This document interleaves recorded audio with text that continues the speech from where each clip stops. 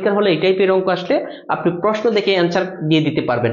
এই অঙ্কটা দেখেন, প্রাইমারিতে আসছে 2013 সালে, আবার প্রাইমারিতে আসছে 2020 সালে, এবং অন্যান্য চাকরির পরীক্ষা অনেকবার আসছে যে একটি তেলপূর্ণ পাত্রের ওজন 32 কেজি এবং অর্ধেক তেল সহ পাত্রের ওজন 20 কেজি হলে পাত্রটির ওজন কত। নরমালি করতে গেলে দেখা গেল যে আমাদের অনেক সময় লেগে যায় এই অঙ্কটা, কিন্তু আমরা চাইলে প্রশ্ন দেখে উত্তর বলে দিতে পারি। সেই কিভাবে আমরা উত্তরটা দিব, প্রথমে আমাদের কাজ হচ্ছে এই ধরনের যে কোনো অঙ্ক আসলে এই বড় সংখ্যা থেকে এইখানে যে ছোট সংখ্যা এই দুইটার বিয়োগফল বের করব। এই 32 থেকে এই ছোট সংখ্যাটার বিয়োগফল কত হবে, দুইটা 32 থেকে যদি 20 বিয়োগ করি 12, এই যে বিয়োগফলটা পেলাম এইটা এই ছোট সংখ্যা থেকে বিয়োগ করে দেব। আমাদের ছোট সংখ্যা কত, 20, এই 20 এর থেকে এই 12 বিয়োগ করে দেন, এই যে অ্যান্সার হবে 8। এটা কিসের, যে এই যে পাত্রটির ওজন কত, পাত্রটির ওজন হচ্ছে 8 কেজি।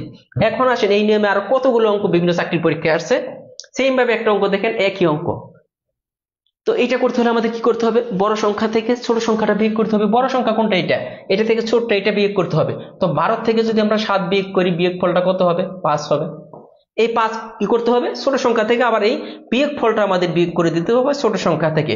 তার মানে দেখেন যে খালি বালতির ওজন কত কেজি, 2 কেজি। আগে যেভাবে করতেন একটু জানাবেন কমেন্টে যে এটা সহজ লাগছে কিনা। পরীক্ষার হলে এই টাইপের অঙ্ক আসলে আপনি প্রশ্ন দেখে অ্যান্সার দিয়ে দিতে পারবেন। এই ধরনের আরো ছোট ছোট টিপস পেতে অবশ্যই আমাদের চ্যানেলের সাথে থাকুন। ধন্যবাদ।